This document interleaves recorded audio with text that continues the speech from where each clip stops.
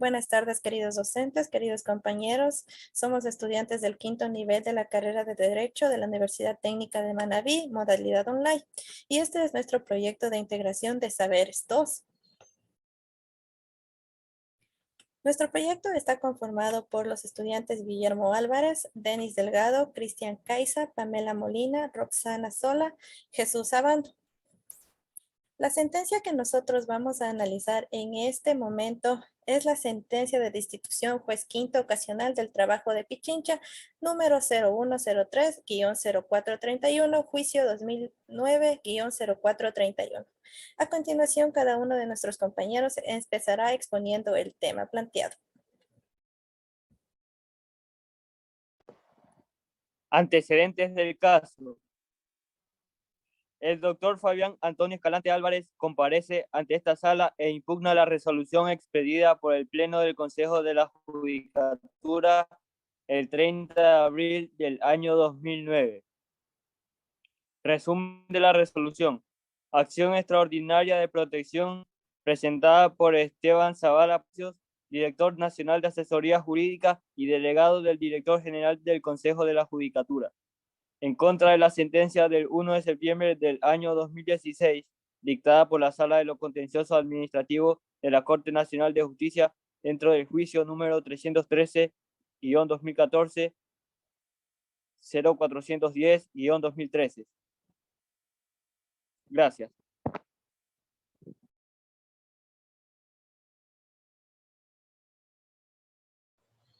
Buenas tardes, compañeros. Buenas tardes, docente.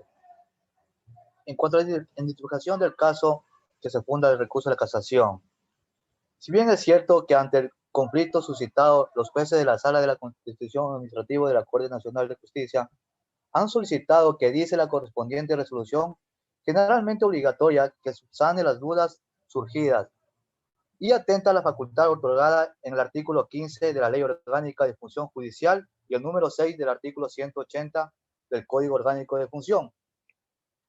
El actor presente causa, el doctor Fabián Antonio Escalante Álvarez, ha presentado su demanda el 3 de septiembre de 2009. Esto es, con la vigencia del Código Orgánico de la Función Judicial que empezó a regir el 9 de marzo del mismo año, por lo que el proceso debe remitirse al Tribunal Distrital y Contencioso Administrativo competente de Quito. De acuerdo al artículo 268 del Código Orgánico General de Procesos, se puede considerar que se alega esta causal mencionado de manera reiterada y que adopta decisiones contradictorias incompatibles. Por ello se detalla que algunos de los derechos constitucionales violentados.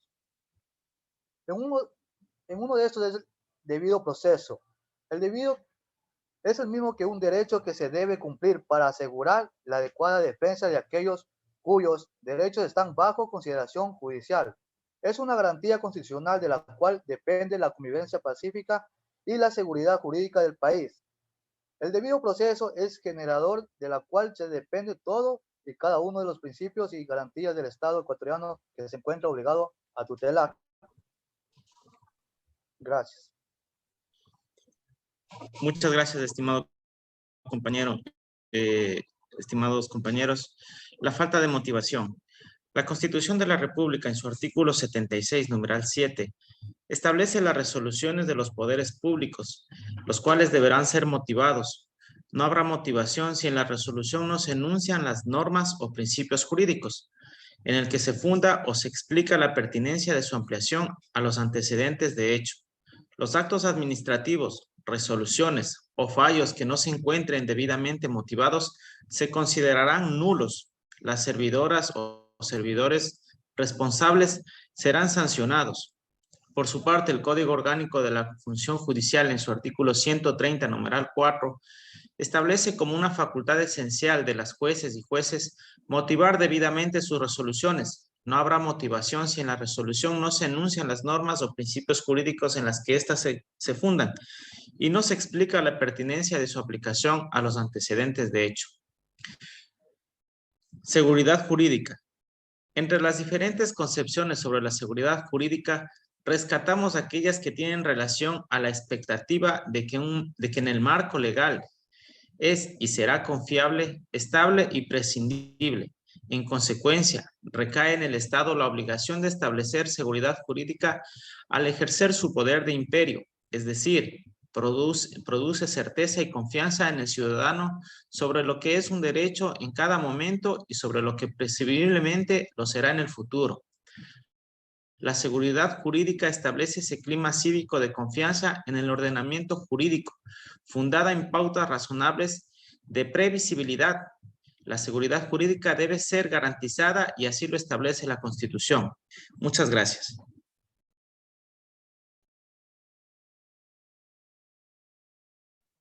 Buenas tardes. Para continuar con los argumentos del casacionista, nos manifiesta que rechazó el recurso de las demás causales en el cual la sustentó, mediante auto del 3 de octubre del 2016 a las 16 horas 53 minutos y notificado el 4 de octubre del mismo mes y año. La Sala de Contencioso Administrativo de la Corte Nacional de Justicia negó la solicitud de ampliación y aclaración de la sentencia dictada.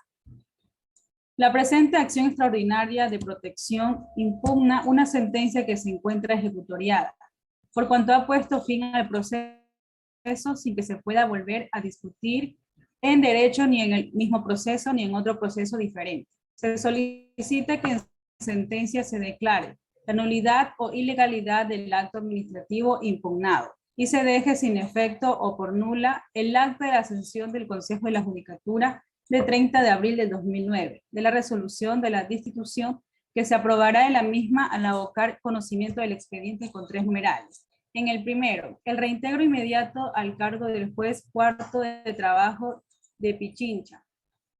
El segundo, el pago de las remuneraciones que ha dejado de percibir desde el 31 de mayo del 2009 hasta el 26 de agosto del 2010.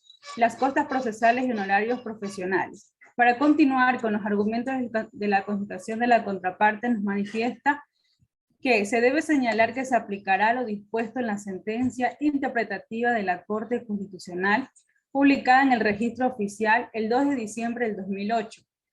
Las resoluciones adoptadas por el Pleno de la Corte Nacional de Justicia, la Ley Orgánica de la Función Judicial y demás leyes pertinentes en lo que no contradigan a la Constitución.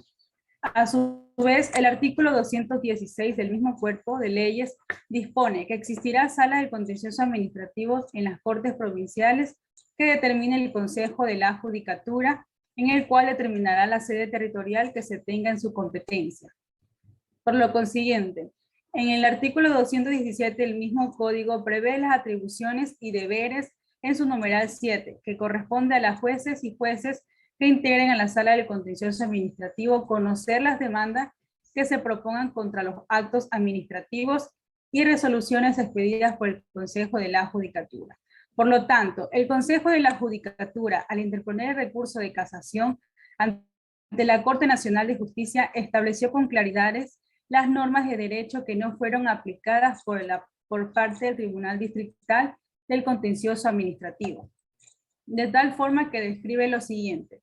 Como primer punto, en la sentencia emitida el 15 de marzo del 2014, a las 14 horas y 48 minutos, fundó su recurso en la causal primera del artículo 3 de la Ley de Casación, en cuanto a su aplicación indebida que sirvió en base para la sentencia impugnada. Además, errónea interpretación de la jurisprudencia señalada en dicha sentencia, de tal forma que el Consejo de la Judicatura amparó a su recurso la causal cuarta del artículo 3 de la Ley de Casación y en base a su sentencia impugnada resolvió un acto administrativo que fue reformado y en consecuencia no encontró firme. Es decir, esta sentencia impugnada resolvió sobre un acto que no fue materia de litigio. Finalmente, el recurso de casación fue amparado también en la causal quinta del artículo 3 de la Ley de Materia. Por su previsto en la sentencia no contuvo los requisitos exigidos por la ley, de tal forma que a su vez dispositivas se adoptaron decisiones contradictorias e incompatibles, causal por la cual se aceptó en forma parcial el recurso interpuesto. Muchas gracias.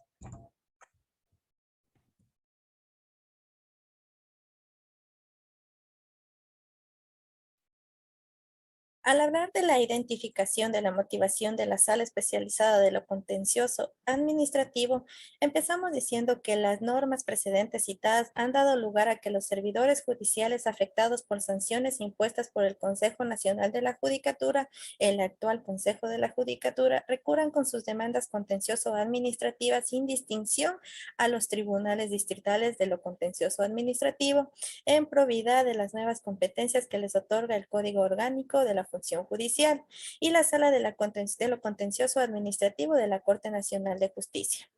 Por tanto, ante el conflicto suscitado, los jueces de la Sala de lo Contencioso Administrativo de la Corte Nacional de Justicia han solicitado al Pleno de la Corte Nacional de Justicia que dicte correspondiente resolución generalmente obligatoria, que ésta enmiende las dudas surgidas a este respecto y que atenta a la facultad otorgada en el artículo 15 de la Ley Orgánica de la Función Judicial y en el número 6 del artículo 180 del Código Orgánico de la Función Judicial, en el cual se expresa que expedir resoluciones en caso de duda o oscuridad de las leyes, las que serán generalmente y obligatorias, mientras no se disponga lo contrario por la ley, y que regirán a partir de su publicación en el registro oficial.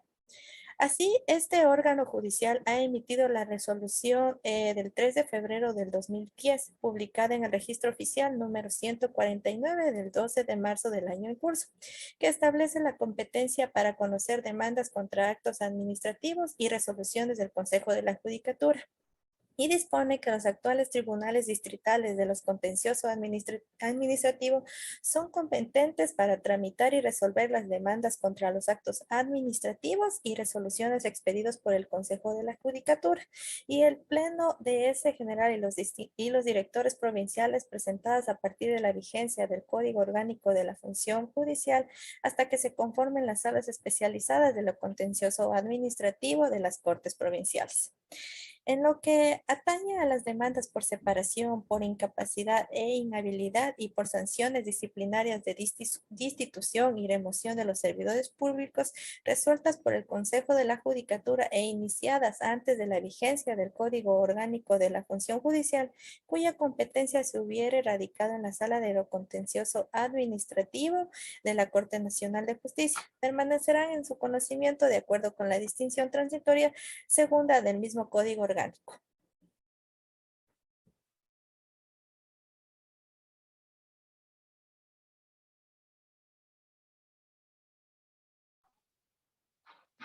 La decisión de la sala. En el autor de la que presente causa, el doctor Fabián Antonio Escalade Arever, han representado su demanda el 3 de septiembre de 2009. Esto es que la posibilidad de la vigencia del Código Orgánico de la Función Judicial que empezó a regir el 9 de marzo del mismo año. Por lo tanto, que consideraciones y la concurrencia del artículo 1 de la numeral 56, publicada en el registro oficial numeral 483 del 28 de diciembre de 2001, positivo de los artículos 38 de la Ley de la Modificación del Estado, que establece que el administrado afectado presentará su demanda o recurso ante el tribunal de ejercer jurisdicción desde el lugar a su domicilio. Precisa ser el tribunal número 1, la contenciosa administrativo de Quito, para que continúe la sustentación de la causa de los términos de la resolución generalmente obligatoria antes mencionada. Conclusión de la autoría del grupo. En el juicio numeral 1781 1-2013-0410, indicando que por la demanda presentada por el doctor Fabián Antonio Escalante Arever en contra del Consejo de la Judicatura ante el Tribunal de Contencioso Administrativo número 1, se han agotado todos los recursos ordinarios, extraordinarios existentes en el sistema jurídico del país, por los cuantos, que haber dictado existencia del Tribunal Administrativo número 1, vulnerando expresas normas constitucionales y legales de esta institución, recurso de la casación ante la Corte Nacional de Justicia, sabiendo que la Sala del Administrativo ha aceptado por todos los participantes los recursos propuestos, pero sin ningún análisis jurídico los rechazó en otros casuales, en los cuales los amparó, por lo que en este último de las autos definitivos. Lo antes manifestado que demuestra la fecha de presentación de los actos extraordinarios de protección se ha agotado por todos los recursos ordinarios extraordinarios dentro del trámite legal correspondiente, debido al proceso que los derechos deben cumplir para asegurar las adecuadas defensas de aquellos cuyos derechos y obligaciones bajo de consideración judicial, el cumplimiento de las etapas de proceso y el cumplimiento de las distintas actuaciones judiciales con sujetos de garantía legal. Esto hemos combinado la exposición. Muchísimas gracias por su atención.